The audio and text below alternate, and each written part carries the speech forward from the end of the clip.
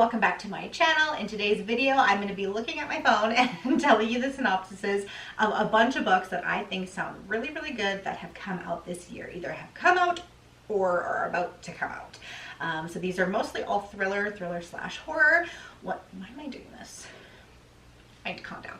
Anyways, these are all books that I'm really excited about that I think are going to be really good. And they're all brand new releases. So the first one we're going to talk about, let's just get right on into it. The first one that we're going to talk about is Games for Dead Girls by Jen Williams. When Charlie was 11, she created a monster. In the seaside town of Christchurch, England, 11-year-old Charlotte meets Emily, a clever and secretive girl her own age with a dark family history. In an attempt to get rid of Emily's abusive father, Charlie and Emily perform a ritual to try and summon the spirit of a Christchurch girl of urban legend named Stitchface, who was killed by pirates and supposedly haunts the town in a quest for revenge. When it appears that the macabre game they're inventing is working, Emily becomes obsessed with Stitchface Sue and ropes in another girl, but the game goes tragically wrong when the new girl is killed. Charlie and Emily are caught trying to hide the body, and both are carted away to institutions. Past meets present when Charlie returns to Christchurch as an adult to research a book on the folklore of the area, but is drawn into the case of several girls who have gone mysteriously vanished. And she has other motives for coming back as well. Emily has published a best-selling memoir on the fateful incident from their childhoods, one that lays the blame squarely at Charlie's feet. Outraged, Charlie scours the town for evidence to back up her side of the story, and in doing so exposes an older, even darker tale. Charlie is set on discovering the truth about the girls' disappearances, but someone is watching, and her own past is nipping at her heels. In a town haunted by tragic disappearances and unrelenting urban legends, Charlie's determination for truth is laced with secrets buried deep in Christchurch's past. Doesn't that sound interesting, hey? That one sounds super good. The next one is a book by Kate Alice Marshall, and I read, where is it? This one, Rules for Vanishing by Kate Alice Marshall, and I really enjoyed that one, so I'm sure hopefully I will enjoy this next one as well. And it's called These Fleeting Shadows. This one's described as the haunting of Hill House meets Knives Out. Interesting. Helen Vaughn doesn't know why she and her mother left their ancestral home at Harrowstone Hall, called Harrow, or why they haven't spoken to their extended family since. So when her grandfather dies, she's shocked to learn that he's left everything, the house, the grounds, and the money to her. The inheritance comes with one condition. She must stay on the grounds of Harrow for 1 full year or she'll be left with nothing. It's interesting and involves one of my favorite tropes, people inheriting huge creepy old houses when somebody that they know dies. One of my favorite tropes. There is more at stake than money. For as long as she can remember, Harrow has haunted Helen's dreams, and now those dreams have become a waking nightmare. Helen knows that if she's going to survive the year, she needs to uncover the secrets of Harrow. Why is the house built like a labyrinth? What is digging the holes that appear in the woods each night? And why does the house itself seem to be making her sick? With each twisted revelation, Helen questions what she even knows about Harrow, her family, and even herself. She no longer wonders if she wants to leave, but if she can. That's creepy, hey? Wow. That one sounds really good. You guys, my battery's about to die, so I'm going to change it, and I'll be right back. Okay, sorry, I'm back. Sorry if everything changed.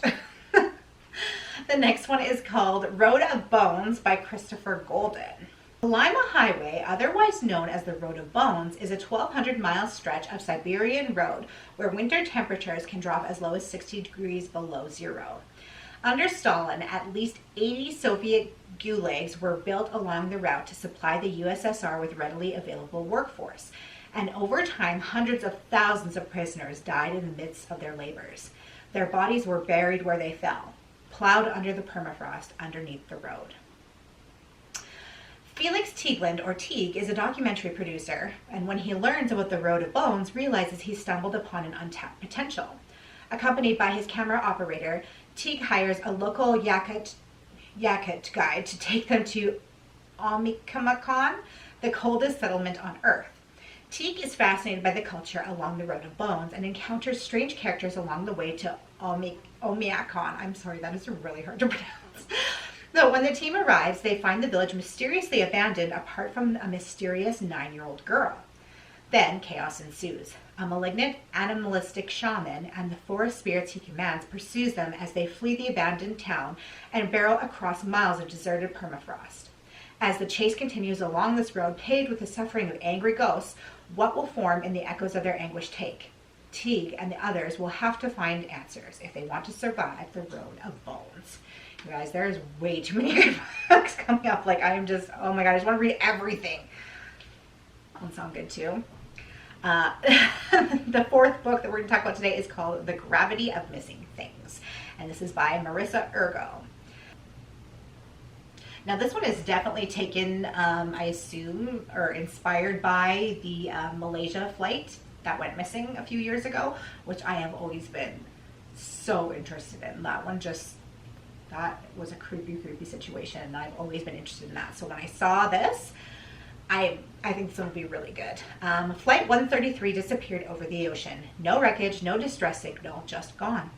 Suddenly, everyone on the news and social media is talking about whether the pilot intentionally crashed it. Everyone but me, because I know her. The pilot was my mom, and there's no way she would hurt anyone. No one else knows that before she left, she wrote me a note. Trust me, it said. Now it feels like someone split my world and me in two, and the only person who believes me is Landon. I want to trust him, to let him see who I really am, but I can't. I have my secrets, the same way Mom has hers. All I know is falling for him will only make things more complicated. Just as I start to open up, the answer to what really happened to Flight 133 could rip my world apart all over again. For good this time. This one sounds really interested. Like I said, I'm so interested in that Malaysia flight. So that part sounds really good. I'm not too sure about this like romance part of it. I don't know, I guess we'll see. But the last one that we're going to talk about today is called Privacy by Nina SADOWSKY. And this one sounds good as well. A therapist's patients are the victims in a campaign to destroy her life in this unsettling and electrifying novel from the author of Convince Me. What is the cost of carrying not only your own pain and grief, but that of so many others? Dr. Lana Landers is good at her job. She's an accomplished marriage and family therapist, dedicated and compassionate. When she is summoned by the police after one of her patients holds his wife hostage at gunpoint, she is able to intervene and dissuade him. Lana becomes a media sensation, but as her star rises, the target on her back grows larger. How much can a person bear before breaking? Not everyone is impressed by Lana's achievements. In fact, someone is after her. And to get to her, they are targeting what matters most to her, her patients. One by one, Lana's patients begin to spiral out of control after the receipt of unsettling gifts. An embezzler and his wife receive dirty money, bills soaked in rancid oil. A cuckold receives an audio file of his wife with her lover. A young woman receives a jar of formaldehyde that reminds her of a dreadful mistake from her past. Then Lana herself is a target of a home invasion, and when the perpetrators flee, they leave behind a message. I'm watching you. Aided by Cal Murray, the ambitious and charismatic investigative journalist with whom she has an explosive attraction, Alana discovers that someone has it in for her. Someone with the access to her patient records. Someone who wants to end her stellar reputation, her newfound success, and even perhaps her life.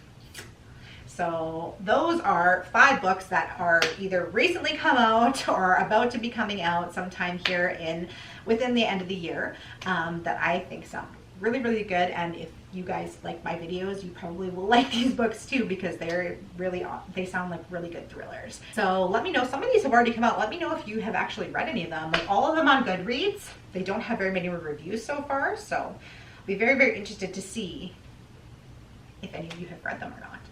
Anyways, I hope you guys are having an awesome day. Thanks for hanging out with me today. I hope you're having an awesome day, and I'll see you in my next video.